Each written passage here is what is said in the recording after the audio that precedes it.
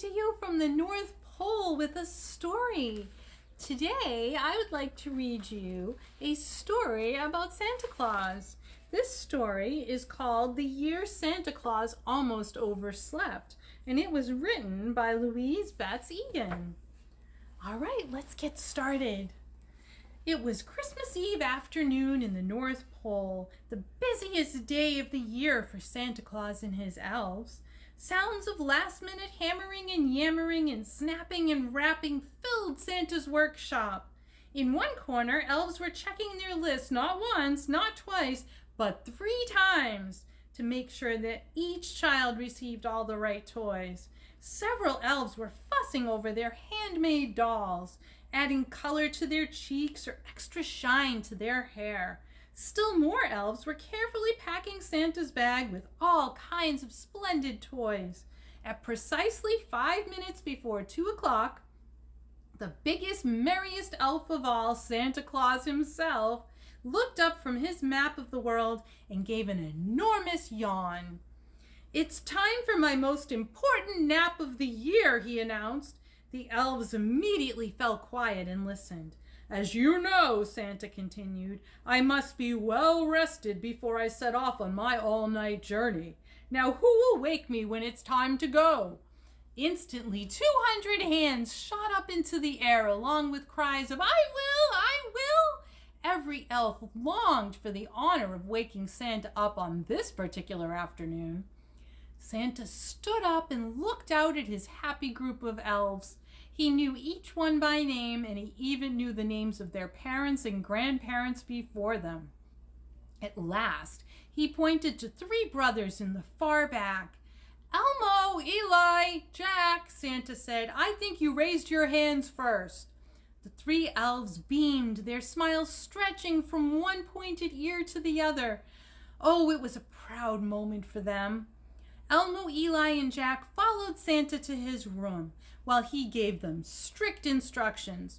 "You must be sure to wake me at 4 o'clock on the dot," Santa said. "Millions of boys and girls around the world are counting on me tonight. If you forget to wake me up—" "Oh, we won't, Santa, we won't," exclaimed the 3 elves. The thought of Santa Claus sleeping through Christmas Eve was too terrible to even think about. "Very well, then," said Santa, nestling under his fluffy quilt.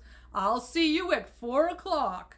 The grandfather clock in the parlor chimed twice. It was 2 o'clock. "Let's sit right here by the clock," said Elmo. "That way we could never forget." Eli agreed, and Jack suggested they play cards to pass the time. "Have you lost your mind, good brother?" cried Elmo. "Here we are with the most important job in the world, and you want to play cards." Eli chuckled. "Well, don't be too hard on him, Elmo. After all, he is the baby of the family."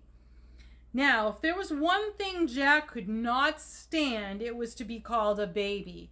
"I am not a baby," he cried. I only thought it was something to do while we waited." "That may well be," said Eli, "but I do think we should take our job seriously." And he looked at his older brother for approval. "Yes," said Elmo, "Eli is right. So let's just sit here on the couch and watch the clock." And so the 3 elves sat and sat and sat. They watched the long black arm of the clock creep up ever so slowly. And they listened to the clock's steady tick-tock, tick-tock, tick-tock, which was the only sound in the room. The 3 elves yawned. "I think I'll take a quick nap," said Elmo at last. "Eli, I appoint you to wake me up in 15 minutes. "All right," said Eli, but no sooner had Elmo fallen asleep than Eli's eyes began to droop as well. Catching himself, he stretched, and he said, "Why, bless my soul, I could use 40 winks myself." With that, Eli poked his little brother with his elbow. "I'm going to take a short nap, too. I appoint you to wake me and Elmo in exactly 15 minutes. "But what if I fall asleep, too?" Jack asked. "You can't, at least not for 15 minutes. You can take a nap after that," said Eli. Jack grudgingly agreed, reminding himself that 15 minutes was not all that long. Yet no sooner had his brothers fallen asleep when poor Jack began to feel awfully tired. He shook his head vigorously, but it did no good. He held his eyelids open with his fingers, but that didn't look good either. "Only 13 minutes to go," he said. Yet no sooner had his brothers fallen asleep, Jack did everything possible to keep himself awake. He pinched himself, he shook his legs, he even bit his tongue. But none of it did any good, and soon he was fast asleep like his brothers. When the grandfather clock struck 4, the 3 elves didn't even stir. 5 minutes passed, 10 minutes passed. Meanwhile, outside, the elves in charge of packing Santa's sleigh began to get nervous. "He's usually out here by now." Even the reindeer noticed that something was wrong. Finally, Dancer, the head reindeer, picked up his harness and trotted over to Santa's house. Dancer peered in through the parlor window. When he saw the 3 elves fast asleep on the couch, he tapped his antlers against the pane. He tapped for several minutes until Jack awoke with a start. He looked at the clock. It was 15 minutes past 4.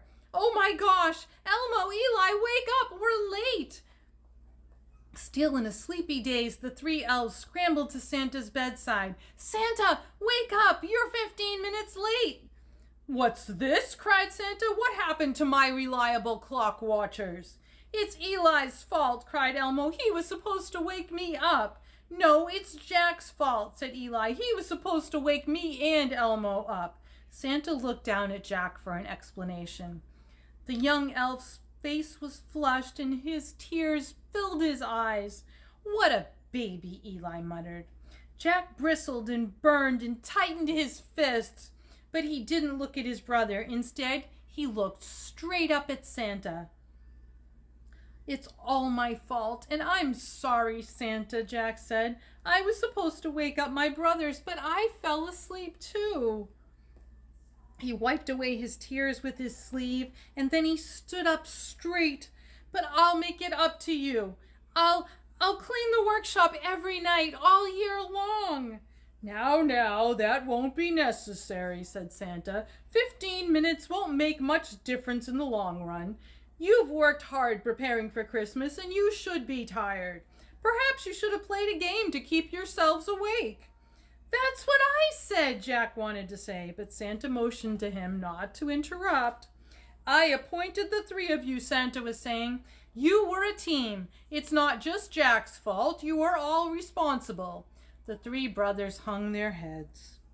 "Ho, ho, ho," Santa chuckled. "It was an honest mistake. And this is the best night of the year. Don't be sad. The children still get their toys. Come along now and help me get ready. We don't want to lose any more time." With the help of all his elves, Santa was soon ready to go. His 8 reindeer excitedly pawed the snowy ground, eager to take flight. "Merry Christmas!" shouted Santa. "Merry Christmas!" From his sleigh, he looked out at his beloved elves who had gathered around to wish him well. They were all cheering and waving and looking as happy as can be. Suddenly, Santa saw little Jack. Although the young elf was smiling, his eyes looked most unhappy. Santa could tell that Jack still felt bad about oversleeping. "Ho, Jack! Why don't you hop on? I need someone to hold the map for me." Jack blinked. "Me? You want me?" he exclaimed. The other elves all turned to see who could be so lucky.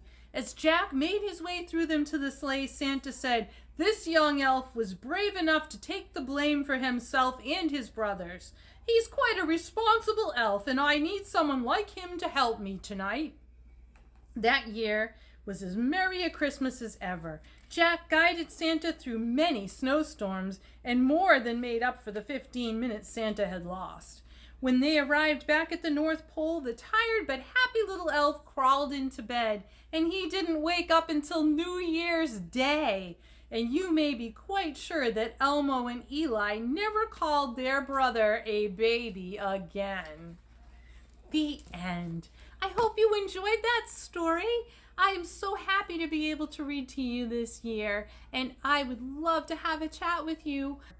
I can be reached at www.mrsclausonline.com, and we can set up a special time for me to come and visit you on your computer.